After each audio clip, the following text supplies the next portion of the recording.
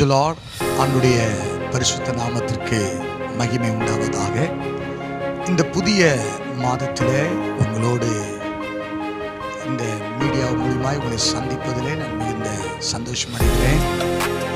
கர்த்தர் கடந்த மாதம் நம்மை கண்மணி போல பாதுகாத்து இந்த புதிய மாதத்தை தேவன் நமக்கு காண செய்த கிருபைகளுக்காக நான் கர்த்தரை அதிகமாய் ஸ்தோத்திரிக்கிறேன்.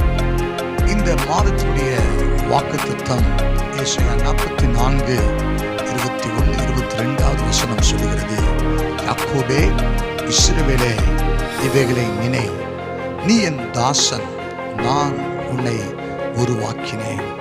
நீ என் தாசன் இஸ்ரவேலே, நீ என்னால் மறக்கப்படுவதில்லை. ஆண்டவர் இந்த முதல் வசனத்தில் 21வது வசனத்தில் ஆண்டவர் 2 காரியங்களை நான் முன்வைக்க விரும்புகிறேன். ஆண்டவர் இந்த மாதத்தில் தேவன் நம்மளை உருவாக்குவார். அவருடைய நாமத்திற்கு ஸ்தோத்திரம்.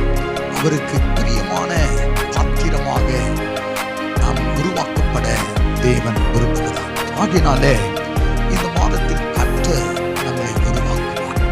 அடுத்ததாக, நீ என் தாசன் இஸ்ரவேலே, நீ என்னால் மறக்கப்படுவதில்லை என்று வேதம் சொல்லுகிறது. கர்த்தர் இந்த மாதத்திலே ஆண்டவர் உங்களை பார்த்து சொல்லுகிறார், நீ மறக்கப்பட மாட்டாய். இந்த உலகம் உங்களை கைவிட்டிருக்கலாம், உலக மனிதர்கள் நம்மளை கைவிட்டிருக்கலாம், சக நண்பர்கள் நம்மளை கைவிட்டிருக்கலாம், எல்லா மனிதர்களும் நம்மளை கைவிட்டிருந்தாலும் ஆண்டவர் நம்மளை பார்த்து சொல்லுகிறார், நீ நான் மறக்கப்படுவதில்லை. உன் மீறுதல்களை மேகத்தைப் போலவும் உன் பாவங்களை கர்மேகத்தைப் போலவும் அகற்றிவிட்டேன். என்னிடத்தில் திரும்பு, நான் உன்னை மீட்டுக் கொண்டேன். ஆண்டவர் இந்த மாதத்தில் அவர் உங்களை மீட்டுக் கொள்வார்.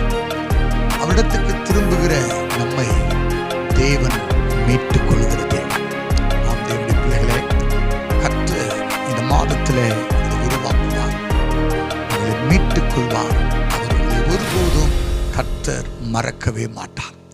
ஆகையினாலே கர்த்தருடைய தேவனுடைய பிள்ளைகளே, அவருடைய பக்கமாய் நாம் திரும்பும்போது கர்த்தர் நம்மளை உருவாக்கி, ஆண்டவர் நம்மளை மறக்காமல் மீட்டுக்கொண்டு இந்த புதிய மாதத்தில் புதிய புதிய காரியங்களை கர்த்தர் உங்களுக்கு செய்வார்.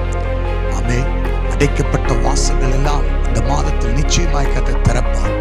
அவரை நம்புகிறவர்கள், அவரை தேடுகிறவர்களுக்கு ஒரு நன்மையும் குறைபடாது என்று வேதம் சொல்லுகிறது. சிங்க குட்டிகள் தாழ்ச்சியடைந்து பட்டினி கிடக்கலாம், ஆனால் கர்த்தரை தேடுகிற பிள்ளைகளுக்கோ ஒரு நன்மையும் குறைபடாது என்று வேதம் சொல்லுகிறது. இந்த மாதத்தினுடைய குறைவுகள் எல்லாம் நிறைவாக்கப்படுகிற மாதமாய் மாறும். அல்லேலூயா.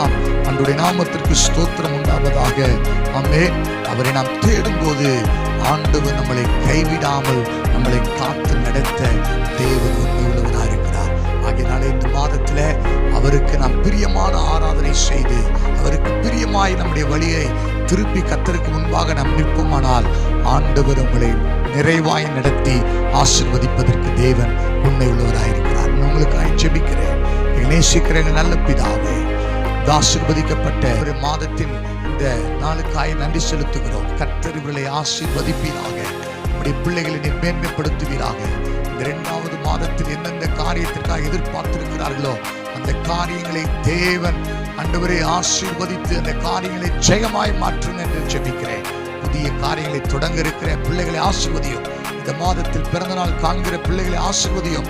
திருமண நாள் காண்கிற பிள்ளைகளை நீர் ஆசீர்வதியும். மேன்மைப்படுத்தி கிருபையினாலும் இரக்கத்தினாலும் முடிசூட்டும். இயேசுவின் நாமத்தில் ஜெபம் கேளும் ஜீவனுள்ள நல்ல பிதாவே. ஆமென். God bless you.